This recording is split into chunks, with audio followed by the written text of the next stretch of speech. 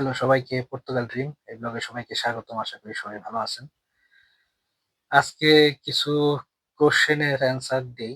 দেখা গেছে যে আপনার অনেকেই অ্যাপ্লিকেশন করছেন ভিসার জন্য বিভিন্ন ক্যাটেগরি বা বিভিন্ন জায়গা থেকে, বিভিন্ন দেশ থেকে।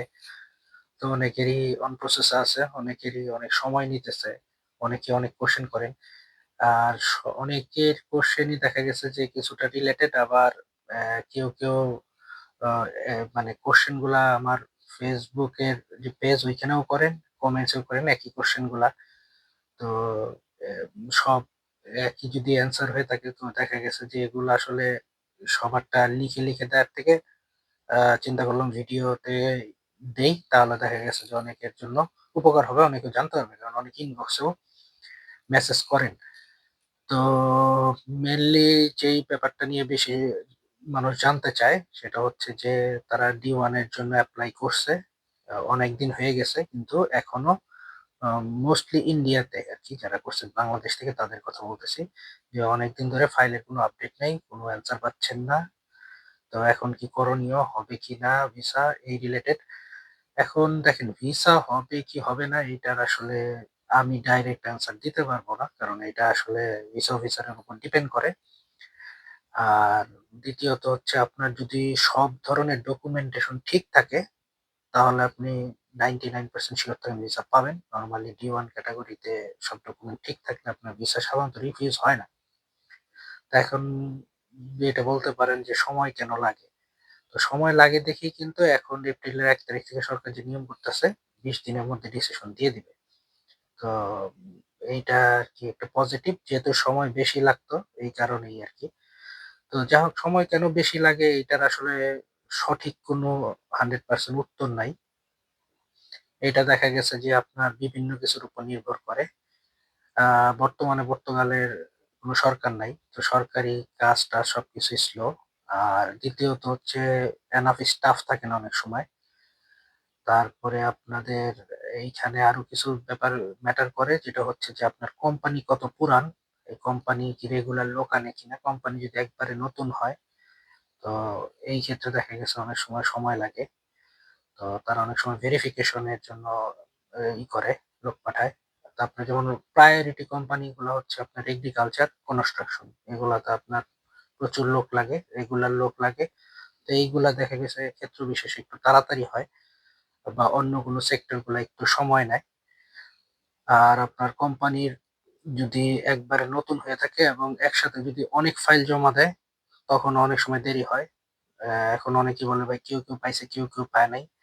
এটার কারণ কি? তো ওই যে যেটা বলতেছিলাম আপনাদের, যে এটা ভেরিফিকেশন হয়, তারা হয়তো কিছুটা সময় নেয়। আর লোকবলের অনেক সময় অভাব থাকে এই কারণে। মানে অনেক কিছুর উপরই নির্ভর করে। আর লাস্টে যেয়ে যদি ভিসা না হয়, এটা অনেক সময় ভিসা সবকিছু ঠিক থাকার পরেও কিন্তু ভিসা অফিসারের ইচ্ছা। ভিসা অফিসার চাইলে ভিসা নাও দিতে পারে। এটার আর কোনো উত্তর নাই আরকি।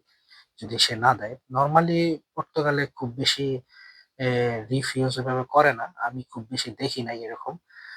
মানে ডকুমেন্টেশন বা কোনো কিছু যদি না থাকে ঠিকমতো, বা কোম্পানি যদি ব্ল্যাক লিস্টেড থাকে, বা অন্য কোনো সমস্যা থাকে, বা আপনাদের পুলিশ ক্লিয়ারেন্স এ যদি কোনো সমস্যা থাকে, তো এইসব ক্ষেত্রে দিতে পারে। কিন্তু আ একবারেই সব ঠিক আছে দেয়নি এরকম আমি সাধারণত পাইনি। আপনারা আমার এই ভিডিও দেখে যদি কেউ রিফিউজ হইছেন এরকম কোনো অভিজ্ঞতা থাকে, পারলে একটু কমেন্টস করবেন। তাহলে অনেকে জানতে পারবে কি কারণে করছে, এটাও একটু বললে অনেকে জানতে পারবে। এবং কতদিন ওয়েট করছিলেন বা কি কারণে হইছে এই জিনিসটা যদি একটু কমেন্টস করেন তাহলে ভালো হয়। অনেকে হয়তো জানতে পারবে। কিন্তু নরমালি খুব কম আসলে রিফিউজ হওয়ার সম্ভাবনা। এখন অনেকে অন্য ইন্ডিয়া ছাড়া অন্য দেশ থেকে যারা যান, তো অন্য দেশের গুলাও দেখা গেছে যে ক্ষেত্র বিশেষে সময় লাগে, বাট আল্টিমেটলি আ খুবই কম মানুষই অন্য দেশ থেকে জমা দেয় পর্তুগালের D1 এর জন্য। আর অনেকেই দেখা গেছে যে ইনবক্সে বিভিন্ন সময় মেসেজ দেন। আ এটা আসলে অনেকেই আমার উপর মনোক্ষুণ্ণ, আমি জানি। আ জিনিসগুলো একটু ক্লিয়ার করা দরকার। আসলে অনেকেই ১ম আ দেখেন, এখন আমার ভিডিও দেখে ইনফরমেশন গুলা পান। আপনারা হয়তো অনেকেই উপকৃত হন, এবং আপনারা অনেকেই মেসেজ করেন, ইনবক্স করেন। তো জিনিসগুলো আসলে একটু ক্লিয়ার হইলে হয়তো আপনারা বুঝতে পারবেন। এখন আমি যে ভিডিওটা বানাই, তো এইটা ছাড়াও আমার অন্য কাজ আছে। সো অন্য কাজের মাঝখানে আমি চেষ্টা করি সবার উত্তর দিতে।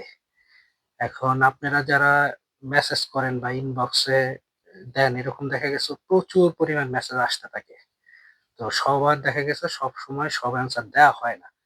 আবার অনেকের অ্যান্সার দিলেও দেখা গেছে যে তারা ব্যাক টু ব্যাক আবার বিভিন্ন ধরনের কোয়েশ্চেন করতে থাকেন। সো আমি যদি মনে করেন যে সবার সব উত্তর দিয়ে এগুলা করতে যাই, দেখা গেছে যে আমার আসলে আর কোনো কাজও করা হবে না। মানে আমি নিজেও হইতে পারব না, আমার আরেকজন লোক রাখতে হবে, এমন একটা অবস্থা হবে। তো দেখা গেছে যে ওইভাবে আসলে আপনারা কিছু মনে করবেন না। এটা আপনারা মানে যে ধরে নিবেন এটা আসলে সময়ের জন্য হয় না। আবার অনেকে দেখা গেছে যে মোটামুটি ভালোই জানেন, ভালোই বুঝেন। আ তারপরেও দেখা গেছে যে কিছু কোয়েশ্চেন করেন। তো এখন কেউ যদি মনে করেন কোনো এজেন্সি বা কারো মাধ্যমে জমা দিয়ে থাকেন বা আপনারা নিজেও যদি কোনো কোম্পানির মাধ্যমে করে থাকেন, ওই প্রসেসটা যখন চলমান, ওই প্রসেস রিলেটেড অনেক কোয়েশ্চেনই দেখা গেছে আমাকে করলে আ আমি উত্তর যতটুকু পারি আমি টেকনিক্যালি দেয়ার চেষ্টা করি। কারণ কি দেখেন, আপনি যখন একটা এজেন্ট বা একটা কোম্পানির সাথে সরাসরি ডকুমেন্টেশন এর এগ্রিমেন্ট এ গেছেন, তখন কিন্তু আপনার যাবতীয় স্টেপ বাই স্টেপ কি করতে হবে এগুলা কিন্তু আপনার ওই এজেন্ট বা কোম্পানি আপনাকে বলে দিবে স্টেপ বাই স্টেপ। এইটা করেন, এটার পরে এইটা করেন, এইটা হইছে কিনা, এইটা দেখেন। এটা কিন্তু তাদের কাজ। এটা কিন্তু তারা বলে দিবে। এখন মাঝখান থেকে মনে করেন আমি যদি আপনাদের বলি, আপনারা আমাকে জিজ্ঞেস করেন, দেখা গেছে যে আমার এই কথার সাথে আপনার ওই কোম্পানি বা এজেন্টের কিছু অমিল থাকতে পারে। বা হয়তো তারা হয়তো ওই টাইমে ওই জিনিসটা চাচ্ছে না। বা তারা হয়তো এটা করতে বলে নাই। আপনি আমার কথা শুনে করে ফেলছেন। তখন দেখা যাবে কি আপনার সাথে তার একটা ক্ল্যাশ তৈরি হয়ে যাবে। তখন হয়তো আপনাকে বলবে যে শুধু এত মাতব্বরি করতেছেন কেন বা মাতব্বরি এই জিনিসগুলো আমি আসলে চাই না। তো আপনারা যার সাথে এগ্রিমেন্ট এ গেছেন মোটামুটি তার সাথে কাজগুলা সারেন, এটা সবচেয়ে ভালো হয়। কারণ সে আপনাকে ভালো গাইডলাইন দিতে পারবে আপনার ফাইল অনুযায়ী। কারণ আপনার A to Z সবকিছু সে জানে, আমি জানি না। এবং একেকজন একেক দেশ থেকে জমা দেন। সব দেশের সব নিয়ম-কানুনও কিন্তু আমার জানা নাই। তো এই ক্ষেত্রে দেখা গেছে অনেকেই অনেকভাবে বইলা ফেলান যে, "ভাই আপনি কিছুই জানেন না" এই সেই বা অনেকেই বলেন। এটা আমি বুঝতে পারছি। এটা হয়তো আপনাদের মা মনঃক্ষুণ্ণতা বা কোনো কারণে এটা বলে ফেলেন। তো দেখা গেছে যে আমি টেকনিক্যালি চেষ্টা করি বিষয়গুলাকে আ অ্যান্সার গুলা দেয়ার। সো এটা নিয়ে কিছু মনে করবেন না। কারণ এইজন্য আমি খোলাখুলি ভিডিওতে বললাম। যে চেষ্টা করবেন যাদের মাধ্যমে দিছেন বা যদি কোম্পানির মাধ্যমে দেন তাদের কথাটা শুনে ওই স্টেপটা আপনি শেষ করার। কারণ ওইখানে কিন্তু আপনি অনেকেই দেখা গেছে যে ভালো পরিমাণ টাকা ইনভেস্ট করে থাকেন। তো এই প্রসেসটা যাতে কোনোভাবে ব্যাঘাত না ঘটে সুন্দরভাবে হয়ে যায় এই কাজটা আসলে আমিও চাই আপনারা যাতে রিলিফ হন। তো আমার কথা উপর সবসময় ভরসা করে বা নিজে কোনো কিছু আ এক্সট্রা করে ওই সম্পর্ক বা যেটাকে বলে আপনার এই প্রসেসটাকে ডিলে করার কোনো দরকার নাই আমি মনে করি। হ্যাঁ, যাদের মনে করেন সমস্যা হয়ে গেছে একবারে নিজে করতেছেন, কিছুই পারেন না বা মনে করেন যে আপনার এজেন্ট আপনার সাথে প্রতারণা করছে বা আপনার সাথে কোনো যোগাযোগ করতেছে না বা আপনি বিপদে পড়ে গেছেন কোনো কিছু, তখন আমি চেষ্টা করব, তাও এটা সময়ের উপর ডিপেন্ড করে। আমি চেষ্টা করব আপনাকে যতটুকু পারি বলার। আমিও যে সবকিছু জানি তা না। আমি কিন্তু আইনজীবী না। তো আমি আমার যতটুকু জানি আমি বলি। এখানে গর্ব করার কিছু না যে আমি সব জানি। কারণ আমি নিজেও সবকিছু জানি না। আমিও অনেক কিছু আমার নিজেরও জানতে হয়। আমি হয়তো অন্যখান থেকে বিভিন্নভাবে জেনে আপনাদের জানানোর চেষ্টা করি। আমি যে সব এজন্যই বলতেছি যে আমি কিন্তু 100% সব জানি না। এবং একেক দেশের একেক এমবাসি একেকভাবে জিনিসগুলাকে ডিল করে। তো এইটা আপনাদের মাথায় রাখতে হবে। তারপরে যেটা বললাম যে ভিসা অফিসারের উপরেও অনেক কিছু ডিপেন্ড করে। আর দ্বিতীয়ত হচ্ছে আপনার ধৈর্য থাকতে হবে। পর্তুগাল কিন্তু একটা ধৈর্যের দেশ। আপনার অনেকে মনে করেন ১ মাস হয়ে গেছে বা ৪০ দিন হয়ে গেছে জমা দিছেন, আসতেছে না। হয়তো আপনি আমাকে বিভিন্ন ইয়েতে কমেন্টস করতেছেন বা ইনবক্সে পাঠাচ্ছেন যে, "ভাই এটা হচ্ছে না কেন? আসতেছে না কেন?" দেখেন এই জিনিসগুলা কিন্তু ওয়েট করতে হবে। আপনি যদি অ্যা 90 ডেজ এর মধ্যে না আসে আপনি এই সেফে বা ওই যে এম্বাসিতে ইমেইল করেন বা ভিএফএস ইমেইল করেন, কনট্যাক্ট করেন, চেষ্টা করেন। কারণ দেখা গেছে যে ধৈর্য ছাড়া উপায় নাই। পর্তুগালে আসার পরে আরো ধৈর্য। অনেক মানুষ আছে ৫-৬ মাস পরেও টিআরসি পায়, ফিঙ্গার দেওয়ার পরেও। তো এই দেশে কোনো কিছুই আপনার ধৈর্য ছাড়া সম্ভব না। এই দেশে যাদের কার্ড রিনিউ তাদেরও দেখা গেছে অনেকের রিনিউই হইতেছে না। প্রায় অনেকের ১ বছর হয়ে গেছে এরকম মানুষও আছে। আর যারা এখানে আগে আসছিল যে আর্টিকেল 88, 89 জমা দিছে অনেকের তো জানেনই ট্যাক্স যে ৬ টা বা ১২ টা থাকে বলা তা তো লাগে না আরো বেশিও লাগে। অনেকের ২ বছরও লাগছে বা এরকম লাগতেছে। তো এইটা কিন্তু আসলে ধৈর্য। এটা ধৈর্য ছাড়া ওয়ে নাই। এখানে সবকিছুই এরকম ডিলে হয়, লেট হয়। তো আপনি কিন্তু ধৈর্য ধরে থাকতে হবে। আপনারা যেমন চটকদার বিজ্ঞাপন দেখে যে পর্তুগালে ৫ বছরেই পাসপোর্ট পাওয়া যায় দেখে আগ্রহ পাচ্ছেন, এটাও কিন্তু না। ৫ বছর কিন্তু আসলে ৫ বছর না। আপনার ৫ বছর পর আপনি জমা দেওয়ার জন্য এনটাইটেল হবেন। ওইটা আসতে অনেক সময় ১.৫-২ বছর লাগতে পারে। সো আপনি যায়া কিন্তু সেই ৭ বছর হইতেই পারে। তার মধ্যে যদি আপনার কোনো আ ফল্ট থাকে বা ক্রিমিনাল কনভিকশন থাকে তাইলে তো হইছেই, খবরই আছে। তো এই জিনিসগুলা কিন্তু আপনার খেয়াল রাখতে হবে। বা সিসে যদি নাও আসে এগুলা কাটানো আরো কিন্তু লেনদি হয়ে যাবে। তো এই জিনিসগুলা মাথায় রাখতে হবে যে একটু ধৈর্য ধরতে হবে। আর এছাড়া কোনো ওয়ে নাই। তো যারা অ মনঃক্ষুণ্ণ করেন যে অ্যান্সার ঠিকমতো দিতেছি না বা দিতে পারি না, তারা আসলে আশা করি ব্যাপারটা বুঝতে পারছেন। তো আমি চাই আপনাদের সবার আ ভালো হোক, সবাই পজিটিভলি পান। তো এই কারণেই দেখা গেছে যে জিনিসগুলাকে আমি ওইভাবে ডিল করার চেষ্টা করি। আসলে এইখানে কেউ আমার শত্রু না, আমিও কারো শত্রু না। আপনারা ভালোবাসেন দেখেই হয়তো মেসেজ করেন, অনেকটা নির্ভর করেন, এটা আমি জানি। এটা খুবই স্বাভাবিক। আর ওই যে যেটা বললাম, দেখা গেছে আমার ভিডিওগুলো সব আনকাট। আমি খুবই অল্প সময়ের মধ্যে ভিডিও করি, অল্প সময়ের মধ্যে ছাড়ি। আমি আসলে খুব বেশি সময় বের করতে পারি না। খুব বেশি ভালো ভিডিও করতে গেলে যে সময়, এডিটিং এগুলা করতে হয়, এগুলা আসলে আমার পক্ষে আপাতত সম্ভব হচ্ছে না। আর এই ভিডিও থেকে আমি এমনিও কোনো কিছু আর্ন করি না। জাস্ট খালি আ আপনাদের তথ্য দিতেছি। এরকম না, কোনো মনিটাইজেশন নাই আমার। সো আপনারা যদি মনে করেন যে ভাই খালি ভিডিওই করেন আর কোনো অ্যান্সার-ট্যান্সার দেন না টাকা বানানোর জন্য, আসলে জিনিসটা সেরকম না। তো আজকে একটা জিনিস ডিসক্লোজ করে দেই। তারপরেও আমি কোনো মনিটাইজেশন নাই। আমি কোনো যেহেতু অর্থ পাই না। কিন্তু আমি যদি ১ম আমার যদি YouTube থেকে ইনকাম আসে, আ মোটামুটি আমার ইচ্ছা আছে যে ফার্স্ট আমি যেই আমার পেমেন্টটা যদি আসে, আসার পরে আমি হয়তো ওই গাজাতে, ফিলিস্তিনিতে এই অ্যামাউন্টটা ডোনেট করব। এটা হলো আমার ইচ্ছা। তো আমি আজকে ডিসক্লোজ করে দিলাম। তো আপনারা দেখেন, যদি ভালো লাগে থাকেন সাথে। ইনফরমেশন আমি চেষ্টা করব যতটুকু দেয়ার। আর আমি আসলে দুঃখিত, সবাইকে অ্যান্সার দেয়া আমার পক্ষে সম্ভব হয় না। আপনারা হয়তো বোঝার চেষ্টা করতেছেন কিনা জানি না যে এরকম আ আপনাদের মতো, মানে আপনি যেভাবে নিজেকে সবকিছু পাঠাচ্ছেন বা দিচ্ছেন, আমার কাছে অনেকেই অনেক ডকুমেন্ট পাঠায়। এগুলা আসলে আ মানে আমাকে বিশ্বাস করেন দেখেই দেন। প্রাইভেট অ্যান্ড কনফিডেনশিয়াল, আমি এগুলা ওইভাবেই রাখি। আমি কাউকে জানাইও না, ডিসক্লোজ ও করি না। তো এটা আসলে বিশ্বাস করেন দেখেই দেন। তো এরকম আপনার মতো অনেকেই দেয়। এখন আমি আ যদি সারাদিন এই ডকুমেন্ট গুলো এনালাইসিস করে একটা আইডিয়া করতে যাই, যেটা বললাম যে আসলে আমার সময় হয় না। এটা আপনারা হয়তো একটু বোঝার চেষ্টা করবেন। কারণ আপনি যেটা দিচ্ছেন, আপনার মতো এরকম অনেকেই দিচ্ছে এরকম। তো এই কারণে আসলে চেষ্টা করবেন যারা যে এজেন্সি বা যার সাথে ডিলে আছেন তার সাথে জিনিসগুলো একটু সেটেল করার। তারপরে আমি চেষ্টা করব এর বাইরেও যদি কোনো থাকে, আপনাদের এজেন্ট যদি সমস্যা করে, মানে ইনফরমেশন দিচ্ছে না বা প্রতারণা করতেছে, তাইলে দেখা গেছে যে অন্য বিষয়। তো চেষ্টা করবেন নিজে এপ্লাই করার। নিজে এপ্লাই করলে ভেজাল কম। এত ইয়ের মধ্যে যাওয়ার দরকার নাই। আর আমি নিজেও, অনেকেও ভাই যে এই হাই হ্যালো দেন। এটা প্রচুর আসে। আমি মাঝে, মাঝে হাই হ্যালো দেই। আ অনেকে সালাম দেন, উত্তর দেই। মাঝে, মাঝে আপনার ওই হাই হ্যালোর উত্তর দেওয়া হয়। আসলে কি, হাই হ্যালো না দিয়ে যে আপনাদের যদি কোনো কোয়েশ্চেন থাকে সরাসরি কোয়েশ্চেন করে দিবেন।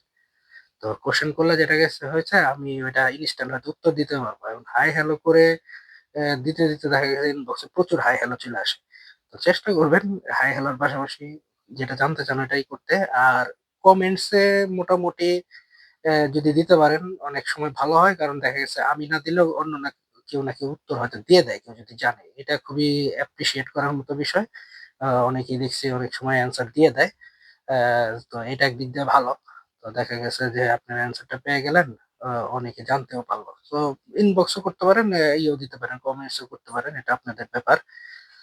তো এই তো, আর আপডেটটা তো আপনি আপনাদের বলছি এর আগেই, D1 এর যে আপডেটটা আসছে। এছাড়া অন্যান্য ভিসার ক্ষেত্রে আপাতত আর কোনো চেঞ্জ বা পরিবর্তন আসে নাই। বাট আল্টিমেটলি ইউরোপের সব দেশের যেরকম কঠিন, ইউরোপের আরেকটা জিনিস বলা দরকার। সেটা হচ্ছে যে অনেকে বলতেছেন যে চলে আসছেন। যেহেতু D1 এর ক্যাটেগরি চেঞ্জ হচ্ছে, তাহলে এখন কি হবে ফিঙ্গার দেন নাই। যারা চলে আসছেন তাদের ক্ষেত্রে তো ডিফারেন্ট ইস্যু, তারা চলেই আসছেন। সো এরকম। আর দ্বিতীয়ত হচ্ছে এখন থেকে চেষ্টা করবেন, চেষ্টা মানে কি, এখন থেকে আপনার যে কোম্পানি কাজ দিবে আপনার ফিঙ্গার পর্যন্ত সবই ডকুমেন্টেশন সাপোর্ট দিবে, এইসব কোম্পানিতে আসবেন, অন্য কোনো কোম্পানিতে আসবেন না, না হলে আপনাদের কার্ড নাও হইতে পারে। সো আলটিমেটলি যদি কেউ বলে যে আসার পরে কাজ নিজে খুঁজে নিবেন আসা পর্যন্ত, তাহলে আসলে এটা আমি মনে করি ভালো হবে না। এত টাকা খরচ করে যারা আসেন তাদের জন্য আসলে সমস্যা। ক্ষেত্র বিশেষে ডিফারেন্ট থাকে। অনেকে দেখা গেছে হয়তো শুধু আসেন, পর্তুগালের কেয়ার করেন না, হয়তো অন্য দেশে চলে যাবেন। এই দেশে খালি এসে অন্যখানে চলে যাবেন। তাদের ব্যাপার আলাদা। তাদের ক্ষেত্রে এটা মানে বলার কিছু নাই।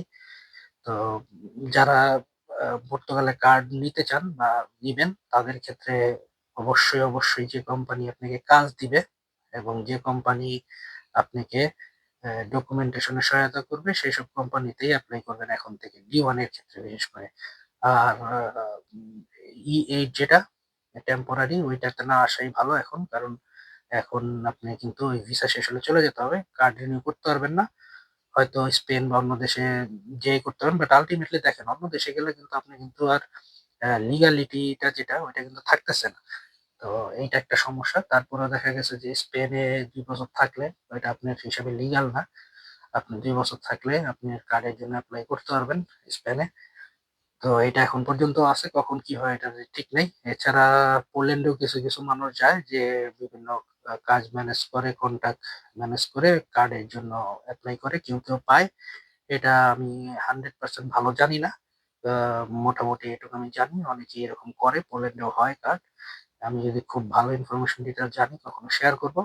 আর আপনারা যদি কেউ জানেন, আপনারা চাইলে শেয়ার করতে পারেন আপনার কমেন্টস এ। তাহলে দেখা গেছে যে মোটামুটি অনেকে জানতে পারবে। তো এছাড়া আসলে আল্টিমেটলি অন্য কোনো দেশে এরকম অবস্থা খুব বেশি ভালো না। আপনার ফ্রান্সে যেয়ে অনেকেই কেস করা বা অ্যাসাইলাম করার চিন্তা ভাবনা করেন। এটা না করাই ভালো। এখন সাধারণত এইসব টিকে না। ফ্রান্স বা জার্মানিতে এখন আর ওই হাইপটা কিন্তু আসলে নাই। তো এগুলাতে না যাওয়াই ভালো। সো চেষ্টা করবেন। চেষ্টা না, অবশ্যই যেটা হবে যে লিগাল ওয়েতে সবকিছু করার, লিগাল থাকার। সো ইউরোপে একবার ইলিগাল হয়ে গেলে কিন্তু সহজে আর লিগাল হতে পারবেন না। এটা কিন্তু আসলে দিন কঠিন হচ্ছে। তো আজ এই পর্যন্তই। ভিডিও অনেক বড় হয়ে গেছে। প্রায় 18 মিনিটের কাছাকাছি। তো ভালো থাকবেন সবাই। মনে কোনো কষ্ট রাখবেন না সবাই। আর সুন্দরভাবে ঈদ করেন সবাই। সবাইকে ঈদের শুভেচ্ছা। ঈদের আগে যদি আরো কোনো ভিডিও করি তাহলে আপলোড দিব। আর যদি না করি তাহলে সবাইকে ঈদ মোবারক। ভালো থাকবেন।